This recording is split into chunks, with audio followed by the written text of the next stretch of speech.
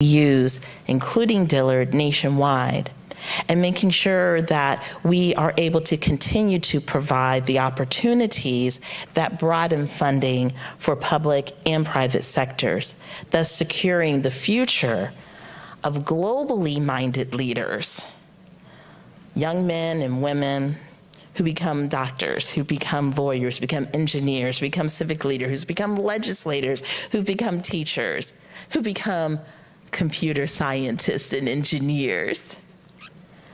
We need all of you. And we're excited to have the State Department here, and we are anxious to learn about the careers that are available through the U.S. State Department.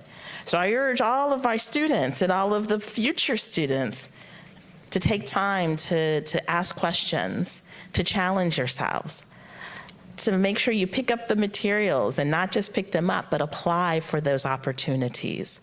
Because knowledge is only as good as how you apply it and that you take advantage of it. And so it gives me great pleasure to turn over hosting the reins to this event to Ms. Isabel Mitchell-Starks, who is a third-year political science major and now a Charles Rangel International Affairs Scholar, which is sponsored by the U.S. State Department.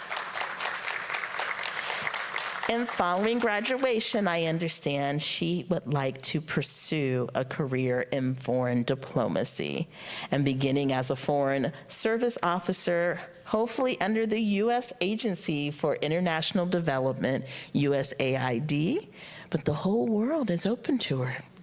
So it'll be exciting to see. So ladies and gentlemen, Ms. Isabel Mitchell-Starks. Thank you so much, Dr. Ford. Hello, good morning. Good morning. Good morning. I stand before you all and with you with so much gratitude to God and admiration to our diplomat in residence, Mr. Nathan Bland, and our Director of Student Engagement and Leadership, Dr. Courtney, who have given me this opportunity to be a part of such a dynamic and incredibly insightful discussion and exposure into the Foreign Service. It is my absolute honor to introduce our distinguished guest, whose vast accomplishments stand as a testament to us all of what's possible and inspire us to continue to be advocates of world change. The Honorable Wendy Ruth Sherman was confirmed by the Senate on April 13th, 2021. And sworn in as the 22nd and the first female Deputy Secretary of State the next day on April 14th, 2021. Prior to assuming this position, Deputy Secretary Sherman was professor of the practice of public leadership and director of the Center for Public Leadership at the Harvard Kennedy School. She was also a senior fellow at the school's Belfer Center for Science and International Affairs and a senior counselor at Albright Stonebridge Group. From 2011 to 2015, Deputy Secretary Sherman served as the Undersecretary of State for Political Affairs, where she traveled to 54 countries and led the U.S. negotiating team that reached agreement on a joint comprehensive plan of action between the P5+1, the European Union, and Iran, for which, among other diplomatic accomplishments, she was awarded the National Security Medal by President Barack Obama. She previously served at the State Department as counselor under Secretary Madeleine Albright, as special advisor to President Clinton and policy coordinator on North Korea, and as Secretary for Legislative Affairs under Secretary Warren Christopher. She also previously served on the President's Intelligence Advisory Board, was chair of the Board of Directors of Oxfam America, and served on the U.S. Department of Defense's Defense Policy Board and Congressional Commission on the Prevention of Weapons of Mass Destruction, Proliferation, and Terrorism. Deputy Secretary Sherman attended Smith College and received a BA cum laude from Boston University and a master's degree in social work, Phi Kappa Phi, from the University of Maryland. She serves our world in numerous capacities as a mother, a grandmother, a professor, a diplomat, an ambassador, and our Deputy Secretary of State. Dillard community, Please join me in giving a welcome to the Honorable Wendy Sherman.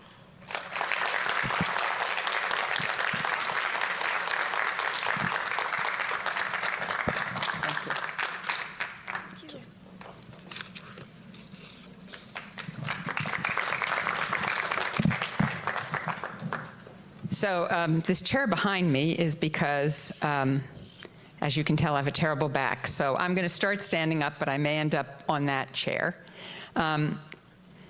Thank you, and good morning, everybody. Good morning. So when I used to teach, I'd say, good morning, everybody, and then I'd do it again because we all have to wake up. Good morning, everybody. Good morning. Thank you, Isabel, for that wonderful introduction. I want to thank Marissa and Taylor as well for giving me a quick tour of Dillard. And how excited I am, Isabel, that you're a Wrangell Scholar and that we're going to have all of your talent at the State Department. And Dr. Ford, I love saying Madam President.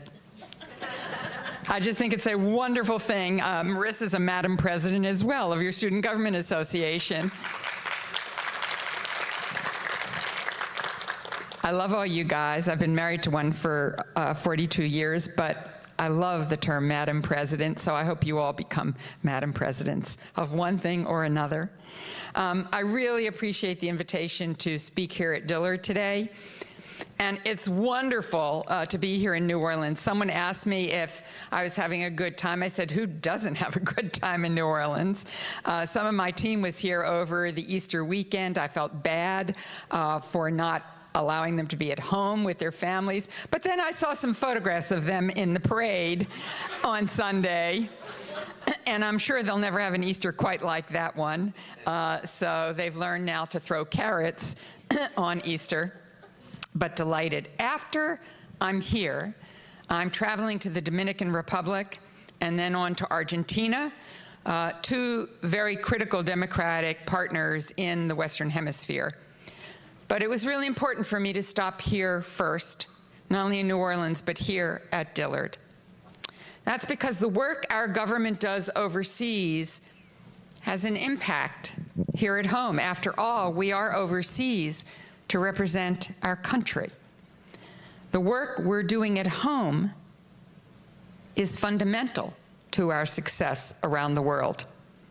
It's an important part of my job as Deputy Secretary of State to make connections between our country here and all those countries out there, to listen to our citizens' perspectives on our work. And I especially wanted the opportunity to meet with this group because you represent the future.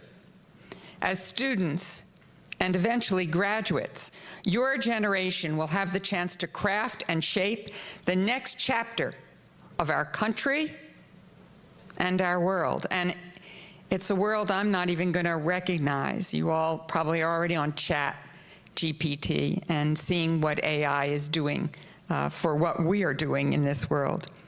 Sooner than you all can imagine, you will take the reins from folks like me and take on the responsibilities of leadership that President Ford mentioned. So let me share a few thoughts about U.S. foreign policy and the world you'll inherit. We are entering the early years of a new chapter in our history. The post-Cold War world is over. And there is competition among major powers to shape what comes next. For evidence of that, hitting the chair now. Can you all still see me enough? Okay. For evidence of that, look no further than what is happening in Ukraine, where Russia's horrific war represents a brazen challenge to the widely accepted idea that countries should have the right to choose their own future. Vladimir Putin decided he should decide the future of the Ukrainian people instead of the Ukrainian people themselves. Meanwhile, the People's Republic of China is the one country with the means to reshape the international order and the way we live. And its actions, and Xi Jinping, the leader of that country, his actions suggest it wants to take over the world.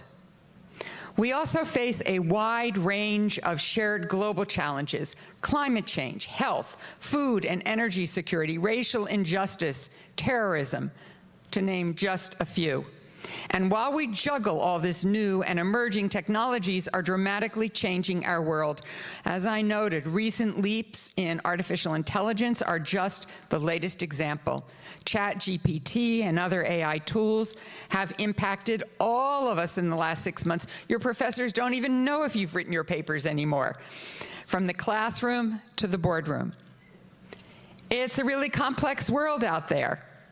And if we're to make it free, open, prosperous, equitable, and secure for future generations, we need a diverse workforce with the skills to match.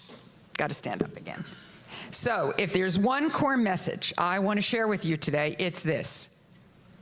Whatever your background, skills, or field of study, we want you. There's a place for you at the State Department. We have many avenues to full-time jobs and fulfilling careers. We have paid internships, fellowships, funded study abroad, international exchange programs such as the Fulbright program. Dr. Ford, by the way, is a Fulbright alumna. Through these programs, we make it possible for young people to travel and study overseas regardless of means or background. So at this point, I'm going to ask a few members of my team to stand up. So Nina Diaz, in this beautiful purple dress, is one of my advisors, and she covers South and Central Asia. She joined the State Department as a Pickering Fellow when she was a junior in college. Then she completed summer internships, first in Washington and then in Singapore, before joining the Foreign Service as an economic officer. So that's Nina. Nadia Shepard, also one of my staff assistants, and my logistics guru, among other talents.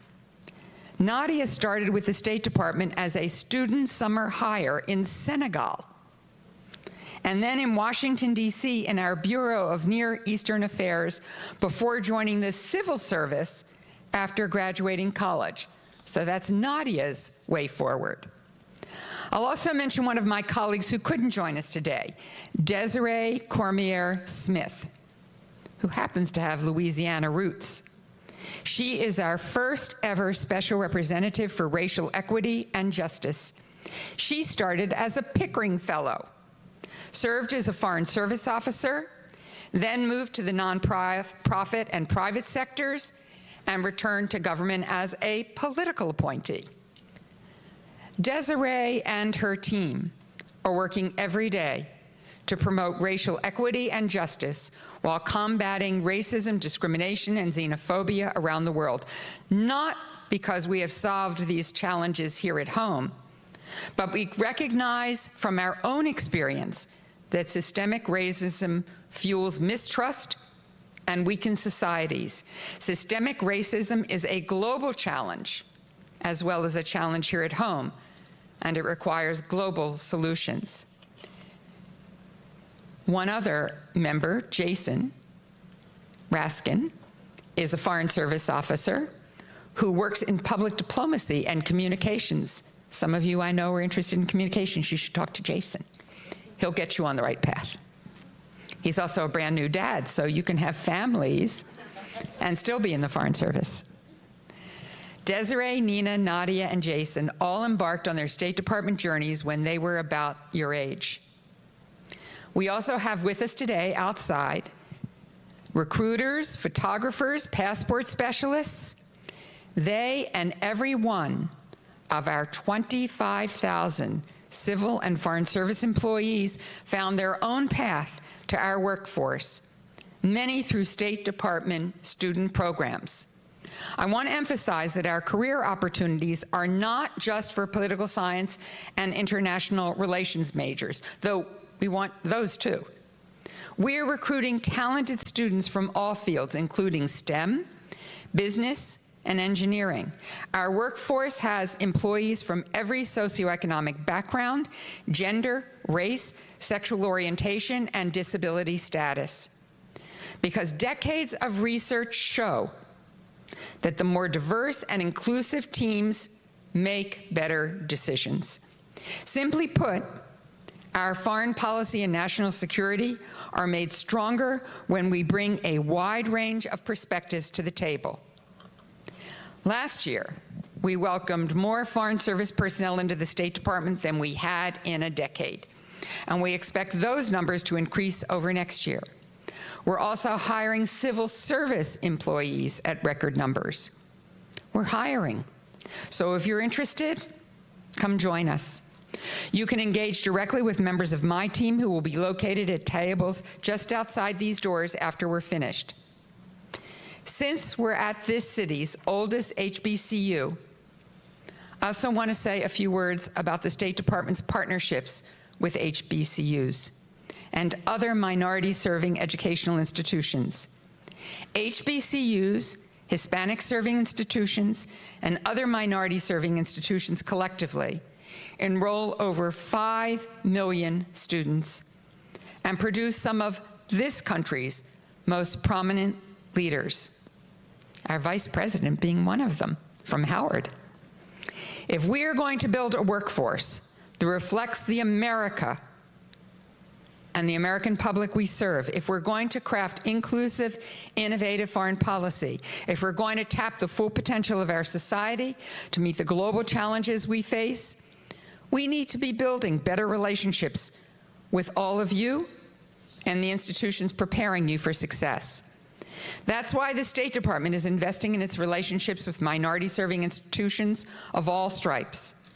This year, we will spend an additional $1 million to support Fulbright exchange participants hosted by HBCUs.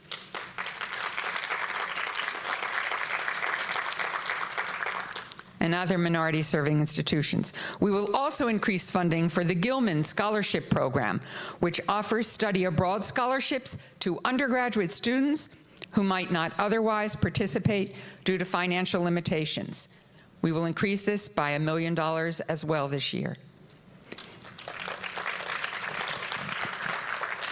And right here at Dillard, we are partnering on an IDEAS grant to help fund this university's first study abroad office.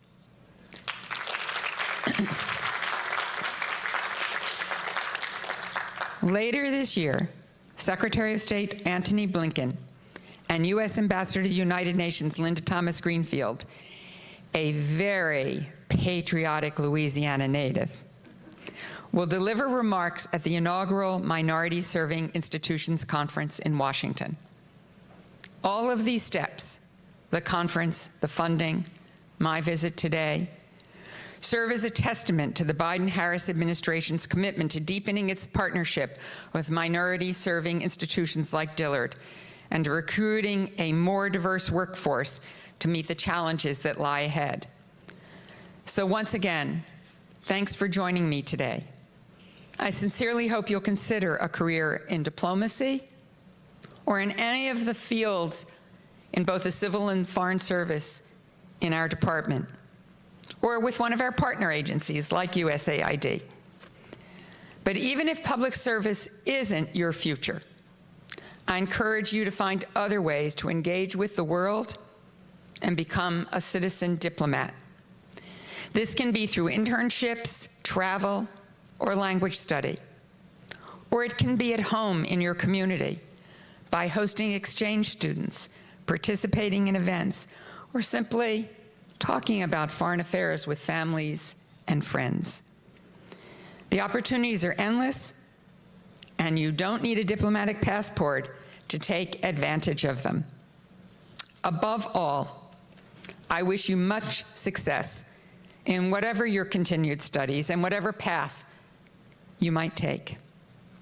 I'm now going to turn it over, I think, to Professor Condol, and we'll be glad to answer any questions you have about U.S. foreign policy, my life, or anything else on your mind. I may call upon our expert recruiters to help answer questions if they're specific to the department, but I look forward to a great conversation. Thank you all very much. Professor, over to you. Thank you very much, Madam Deputy Secretary. I like saying that. That has a great ring. And as you take your seat, Madam Deputy Secretary, as a political science professor here at Dillard University, at an HBCU, historically black college, we often engage in discussions regarding civil rights, diplomacy statewide. And my question for you today, I have two questions, and one is a little bit more involved than the other. But how important is it that African Americans participate and defend the expansion of democracy and civil rights throughout the world, given the challenges that we face domestically? It's a great question, and I think I probably have to turn this on. Nope. Oh, I think that, nope, now I got it. Just took a moment to come on. It's a great question. When I travel around the world, and I travel quite a bit, quite frankly, when I talk about democracy and human rights, which I do everywhere I go, I get challenged. People in other countries say, how can you talk to us about justice, civil rights, and human rights with the issues you have in the United States of America? Television means, and the internet, and all the devices you all are holding and glancing at from time to time, everybody sees everything in the world. People ask me about civil rights, about injustice here. They ask me about gun violence here,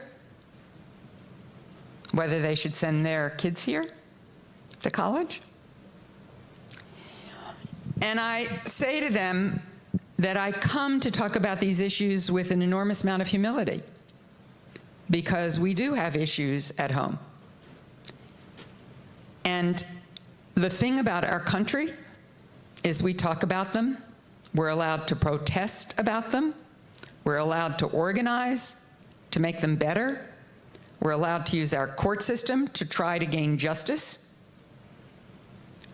we're allowed to go into the well of a state legislature and protest, or the well of the United States Congress to do a sit-in for justice. So what I say to countries is, we are not perfect. We are far from it. But we believe in free speech, we believe in justice, we believe in the rule of law, we believe in trying to perfect our democracy. We work hard at it, but we have a really long way to go. But it is critical to democracy for people to be able to speak their minds, to have opportunity, to protest, to have freedom of the press, to have outlets to try to perfect our democracy. And so, yes, we want that for ourselves, and we want that for free, loving people everywhere. It's a tough one. Thank you very much. The second question is easy breezy, I promise. It won't be quite as involved. But what I've discovered working with students on a daily basis is that if it's not on social media, it doesn't exist. And so that's become the primary form of information for this, I call them Nintendo babies. You know, they've grown up with social media, they've grown up with flat screen televisions, with video games, and many other luxuries of today, the internet. How can, or many of them really probably may not even understand what the Department of State actually does, and what does a day in the life of a diplomat look like. Can you give us some insight into if they decide to pursue a career with the Department of State, what actually would they be doing, and how important is that particular task to the defense of America? So let me put them together. Jason over there, that I introduced you to, he's my Twitter god.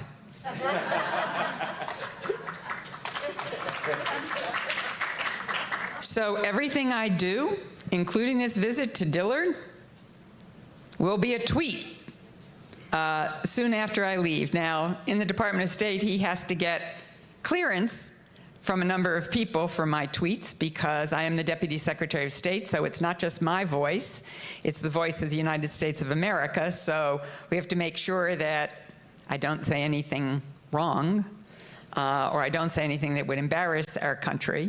So when I had my own Twitter, I could be a little more, shall we say, plain-spoken about things, but a little less so. But nonetheless, you can see what I do is Deputy Secretary of State because it's on my Twitter feed. DepSec? Deputy Sec State. Thank you. Deputy Sec State is my Twitter handle. So you can search it and you can see what I do. But so let's take the Dominican Republic, where I'm headed next. I'll meet with government officials, for sure, including in the Dominican Republic, the president of that country. And I'll talk about the things that we are trying to do together and work on together. The Dominican Republic is a democracy, one of the strongest democracies in this hemisphere. But they are facing a lot of issues, a lot of Haitian refugees who come across because Haiti, as most of you may know, to use a diplomatic term, is a bit of a mess at the moment. Tremendous poverty, tremendous gang violence, tremendous insecurity, lack of a really successful economy. So that refugee flow is a big issue. And because of a concern of how many Haitians are coming to this country, they changed their laws. So there are a lot of people that are called stateless people. Kids who are born there of Haitian parents don't get a birth certificate. So they're stateless. Now they're changing some of that to improve it, but it was their way of trying to deal with a situation they felt they could not manage in their own country. So I will meet with the president, with the foreign minister, with other ministers, but I'll also have a civil society roundtable. Meet with people who are community leaders, labor leaders, human rights activists, LGBTQI+ activists, to really hear how the community is thinking and feeling about the Dominican Republic. Trying to think of what else I'm doing in the DR. Somebody help me? Tourism. Yep. Thank you, Jason. Sort of like New Orleans, tourism matters.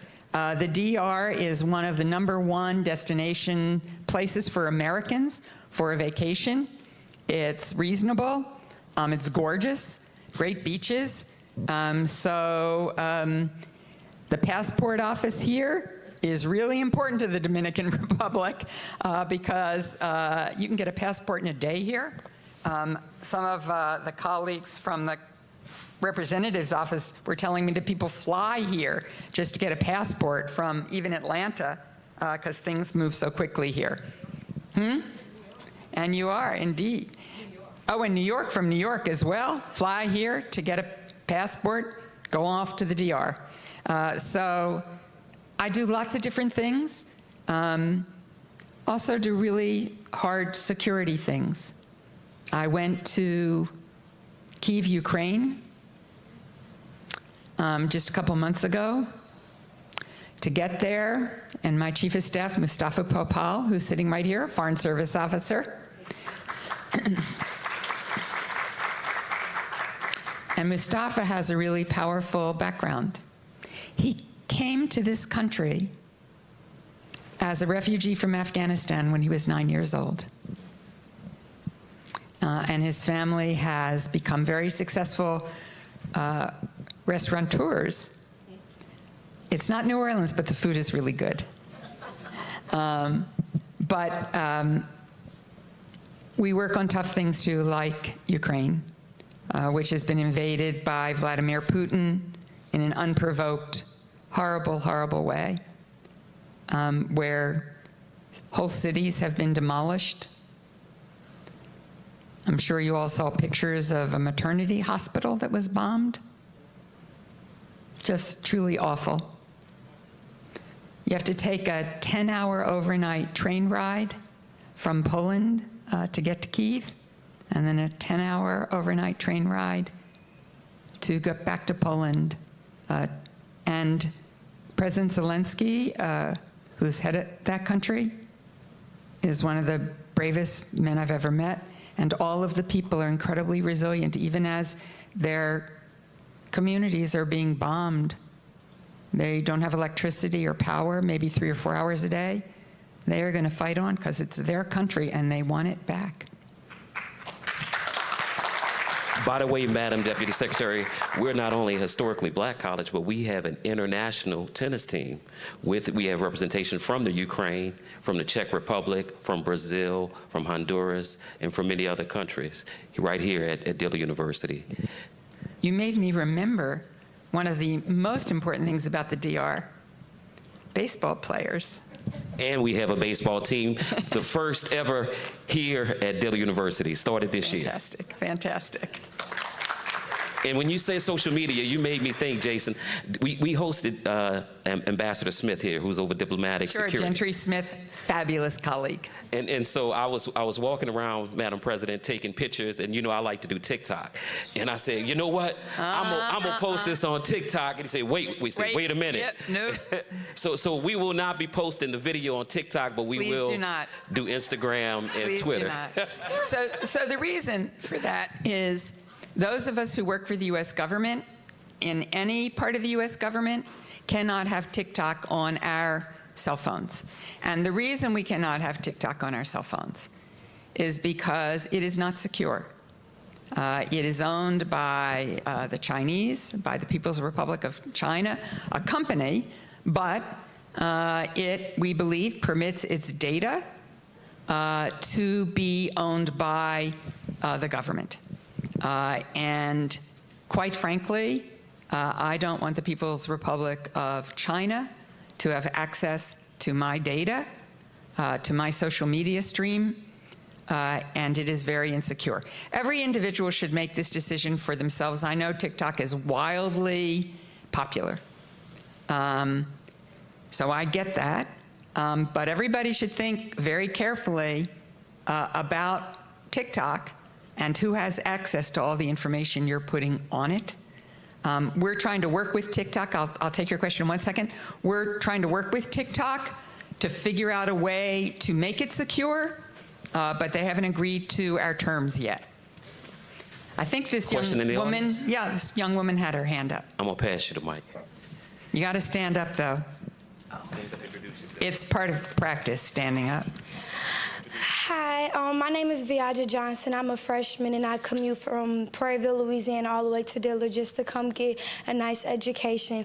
I just had a question about the TikTok thing. What danger are we putting either ourselves or the United States in by having TikTok and posting, and just because to me sometimes I look at it as an educational revenue, just seeing, like, you know, certain people cook certain dishes or how to makes daily tasks a little bit easier, even find a job. So I don't understand, like, you know, the danger that we are putting ourselves in potentially, you know, by having this app. Great question. I think what Gentry Smith, Assistant Secretary Smith, who's head of diplomatic security, would say to you is that the People's Republic of China owns your data, owns what you've put on there, uses it, can use it to surveil what you do. So, you know, are they looking at you in particular? I don't know. But collectively, are they pulling our data together? Yes, they are. Yes, ma'am. Okay, so I read this thing about how the government is planning to do this thing, the U.S. government, about tracking everybody's financial payments, etc. Isn't that kind of like the same thing being done, but just with our government? I mean, because I understand what you mean by them being able to see our data, this, that, and the third, but with our government also kind of transitioning to the same thing of them being able to see and dictate everything that we do, especially with our finances. It's kind of like the same thing. So why are we feeding into something that y'all, not y'all, but the government, like, is trying to take away from us? So I'm not aware that we are tracking everybody's financial data. I don't know where that comes from. TikTok. It was on TikTok. It's a new financial card. I forgot what the name of it was. FedNow, and we know the owner of Cash App was murdered this past week, and so it's one of these things that people put these things out there now, and it has to be vetted whether or not it's true or not. But I could certainly understand the correlation, that the students make. Absolutely. So we are not surveilling all your financial data. What we do is we do have a law in our country that banks look at transactions, and if you make a transaction over a large amount of money, they stop to think, the bank has a responsibility to stop and think whether you're doing anything fraudulent that's illegal. But we are not surveilling your financial data. I think we have time for one more question. Yeah, we have time for one more question, like you just said. Thank you, Bree. Thank you. How you doing? My name is Jakaya Steinbrook.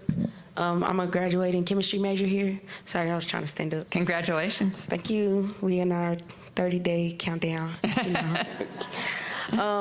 So my question, kind of feeding off of the comment from our other student, even if it isn't a surveillance of our finances, we also know that the surveillance of social media accounts and things of that nature are things that the government do, especially with Facebook. It's very prominent with Facebook, and I'm pretty sure everybody has a Facebook, or LinkedIn or Instagram, a bunch of other sites. So do you think that it's kind of like a double standard, or is it typically just because it's another country accessing our data that makes it such a bad thing? So I do think because it's another country that doesn't have our interests in mind, quite a different set of interests, that it is worse. I do think that over the next years, there has to be regulation of social media companies about what they do, where data is stored, who has access to the data, what the algorithms are. Many of the algorithms of sites have implicit bias in them. So there's a lot of work we need to do about social media to make sure that it is fair, accessible, and just. But there is no question that I can have Twitter on my cell phone, right now anyway, but not TikTok, because the People's Republic of China, we believe, can use TikTok and my data for purposes that are not in the interests of the United States of America, and can use it as a surveillance tool. But your broader point about social media firms is true, which is there is very little regulation of them. We don't know the basis on which they make their decisions for the most part. And we do know that data is stored in the cloud. And there's a great debate about who has access and who owns that data. We're going to take two more questions. I checked with the team. They say we have time. We want to take one from Dr. Baham. We have to be quick because we don't have that much time. And then Tyler will be the second. He's telling me to be quick because he knows that I can be a little lengthy. This is just a quick one. I teach history here, ending almost a 30-year career. But at one time, in the old days, history and the study of it was essential to doing diplomatic business. Foreign languages were important, were essential. So could you speak to those two things for today? Because I know that, traveling in Europe myself and other places, that you can have an app that can translate for you, though it may not translate in context. But also understanding context in terms of historical developments and its impact today. Could you speak to that for us, please? Sure. Thank you. What I want you to do is, see that microphone? Give it to that guy who, sitting right there. Yep, him. So stand up, Mustafa. Mustafa's a Foreign Service officer. I am not, and he has been I'm a political appointee. So he's been in the Foreign Service for a few years anyway. So maybe you can talk about tell them how many languages you speak, why you think language study is important, and why you think understanding history is important, what we require of our Foreign Service officers. Sure. Thank you very much, everyone. It's great to be here among you all. I've been in the Foreign Service, as my boss said, for a little bit of time, about 20 years total. I studied international relations and political science and history in undergrad and grad school. And I think it's essential because the work of a Foreign Service officer is essentially to be abroad, representing the United States, representing the people of the United States. And when you are in a foreign country, you are more effective when you know as much as you can about that society, both in terms of their history, their culture, the way they speak. I personally don't think you can call yourself an expert in a specific region or country if you don't understand the primary language or languages. Because languages open a door into how people think, into their value systems, into how they interact with each other.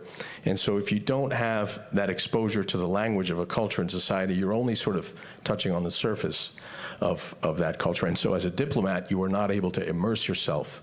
And one of the tasks as a diplomat is to immerse yourself in that culture, to understand what makes the people tick, what makes them identify as in terms of who they are. For example, I lived in Egypt for 2.5 years, and so, I speak Arabic.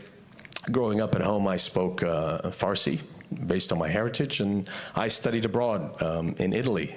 And so, every language in some way gives you a different personality because you enter a different cultural, world. And so that combination of language and history, I think, is essential for the work that we do, because our work is based on dealing with different societies and different countries and people. And so without it, I don't think you really have fully maximized your potential as a diplomat. So I would encourage you, if anyone is interested in the work of diplomacy in the Foreign Service, to learn as many languages as you can. If once you come into the Foreign Service, we teach you languages.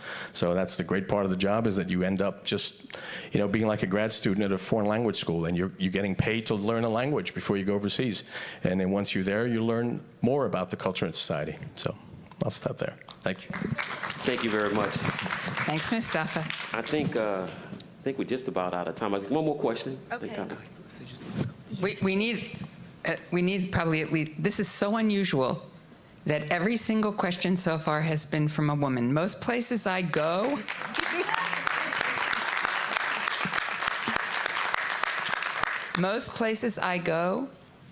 after the first 3 questions, which have been asked by guys, I insist that a woman raise their hand. So a great tribute to Dillard. You are creating a whole group of women leaders.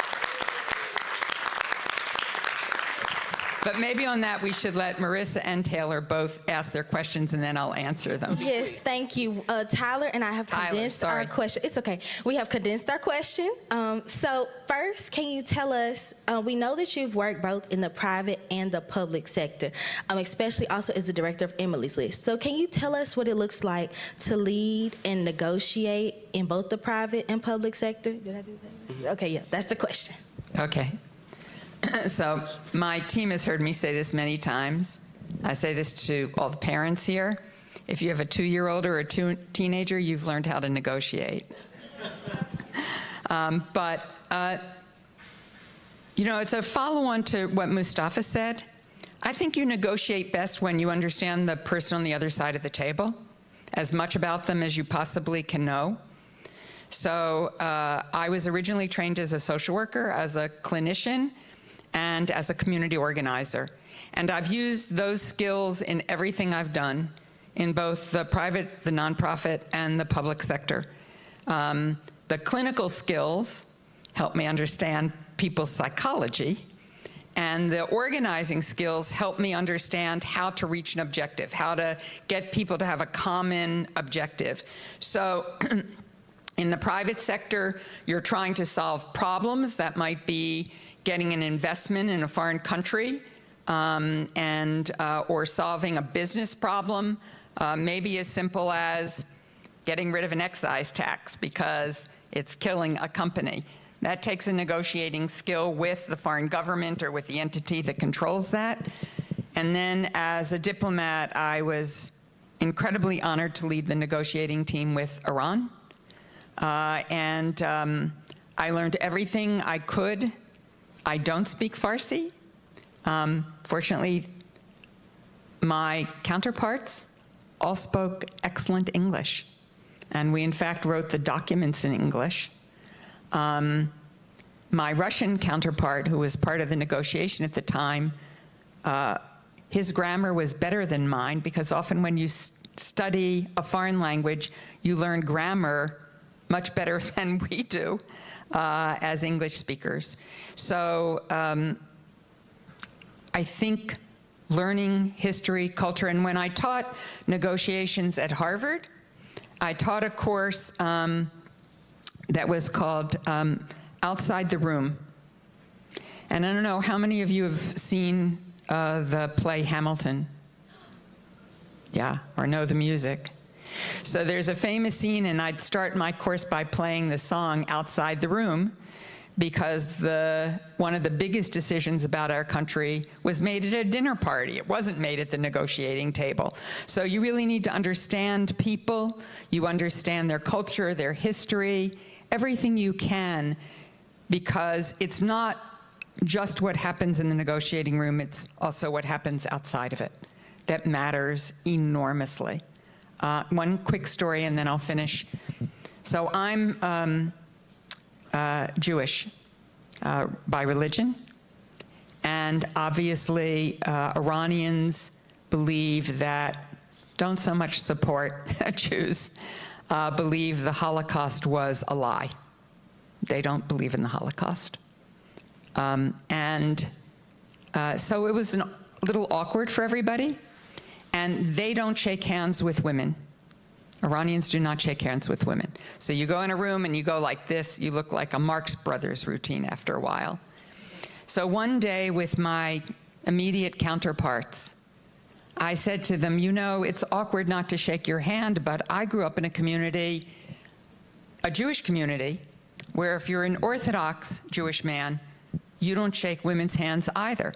So we ended up starting to have a conversation about how, as different as we were, there were some things in common in our experience. Now, that didn't make them agree to what I wanted in the negotiation, but it did make us each more human to each other and more able to deal with each other when things got hard. And that's, I think, a really important lesson for any negotiation, is come as your human being, as your whole self. You'll do much better. A real pleasure being here today. Thank you so much. Thank you so much. This concludes our Q&A. Dr. Bullitt. Dr. Bullitt will bring us closing remarks. Thank you. Thank you. Good afternoon. Are we still in the afternoon yet? We're not quite there. Good morning for another 2 minutes. Thank you so much, Professor Kondo. On behalf of the Division of Student Success, I'd just like to take this opportunity to say what an honor it has been for us to welcome you here today. Our students have certainly enjoyed it, and I think if we had more time, they'd have more questions for you. My name is Dr. Roland Bullard. I serve as Vice President for the Division of Student Success, and we thank the State Department team for reaching out to us and setting up this visit. It really has been wonderful, though brief. One of the things I wanted to mention to our students while we're all sitting here together is that today what you heard was certainly the opportunities that are available and this kind of thing, but what I heard was an opening of a different set of opportunities for you that you may have never thought of before. I was standing out front and I was looking at the table, and I really encourage you to stop at the table and see all of the different opportunities. It's not just an English major or a chemistry major. Every major in this room has a pathway to the State Department. That's what I heard today as I was listening. Our Global Learning and Experiential Education Office was seeded by the IDEAS grant, and we certainly appreciate the Department of State for putting that together for us.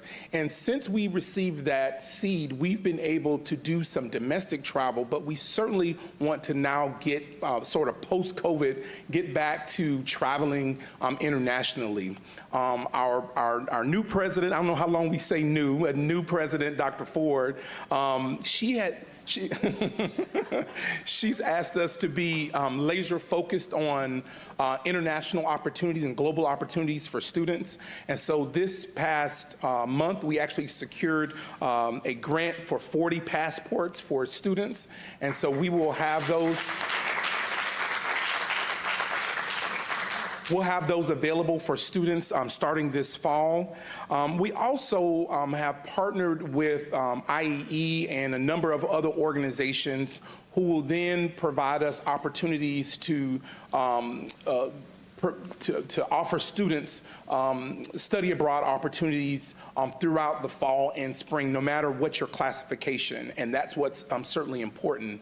Another one of the pieces that the President's Office has asked us to be focused on is providing opportunities from day one. So the day you start at Dillard, we want you to have a passport, and we want you to be thinking international travel, global opportunities, the State Department. We want you to be thinking about that from day one, even before you get here, knowing that that is actually a return on your investment as you invest in being here at the university.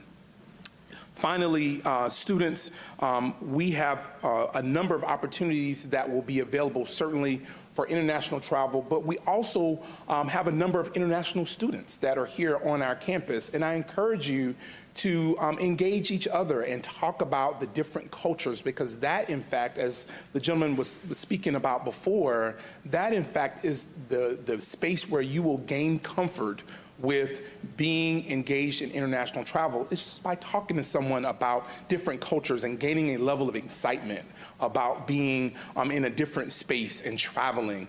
I got the travel bug as I was leaving my undergraduate institution.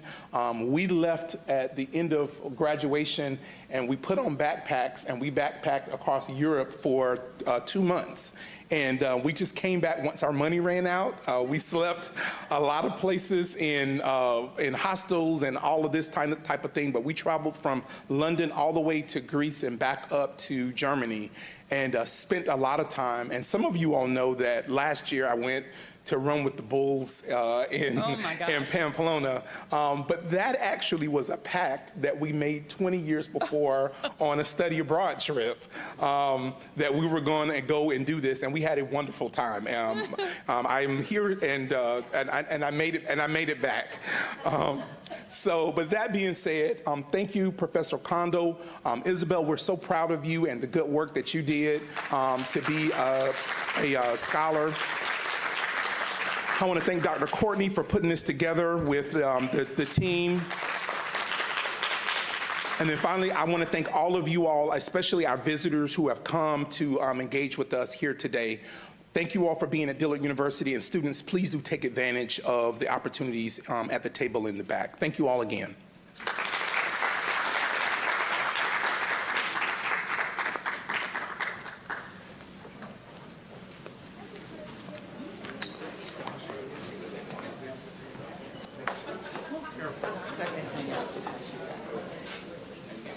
Thank you. I think we're going to take up picture. Yeah.